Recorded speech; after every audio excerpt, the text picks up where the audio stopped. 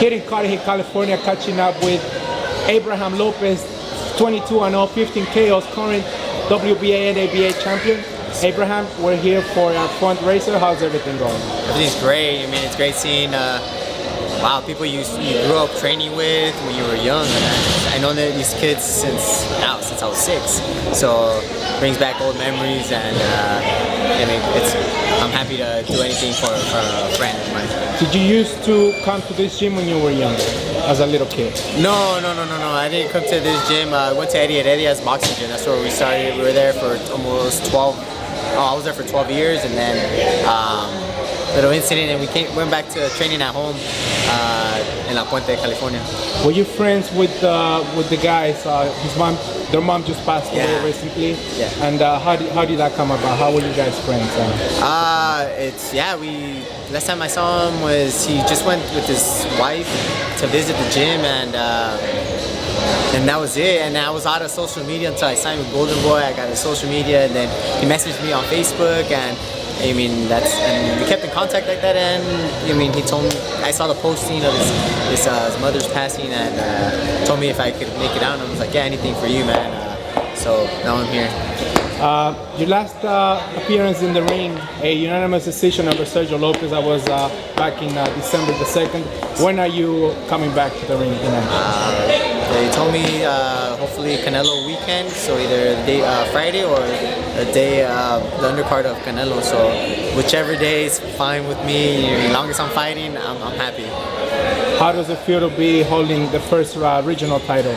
Are you hoping? Go ahead. It's an amazing feeling. I mean, this is what you train for since I was a kid, and I mean, but now this is not completing me. I think a world title is the one that to complete me. So will the WBA featherweight title, will that be the next step for Abraham and Chamaco Lopez? Yes.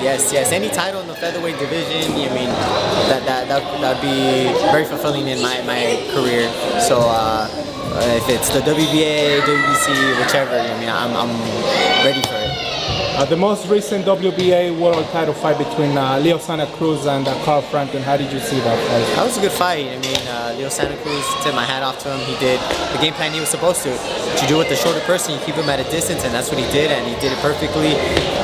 So, I mean,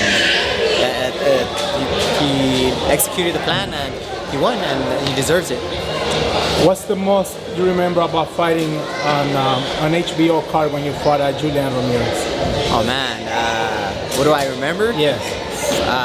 The adrenaline. It was the Vargas Salido card. A lot of fans. Yeah, it was the adrenaline, the feeling of being on HBO. I mean, pretty much worldwide TV, and it was something else. I mean, words can't describe it. It's a feeling that I'm gonna take to the grave, and but it's I can't wait to be in that stage again. So you're saying you might, hopefully you'll be fighting on the Canelo undercard. Will that be part of the televised card? Yes, that'd be the televised card. So I mean, to be on pay-per-view, that's any kid's dream come true. And to headline it one day, that'd be amazing. So, but to fight underneath that amazing card, which is Canelo Chavez, T-Mobile Arena. Yeah, and the new T-Mobile Arena, man. It's. I mean, that is, I guess, one step to getting to becoming a world champion. Will you be fighting a top 5 contender for your next fight?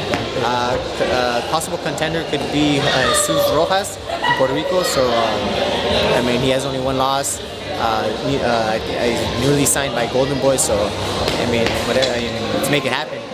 So hopefully we'll get to see you before March 6th. If anything, we wish you the best of luck for your upcoming fight, and we hope to see you on HBO card pretty soon. Thank you for your time. Thank you so much. Appreciate it.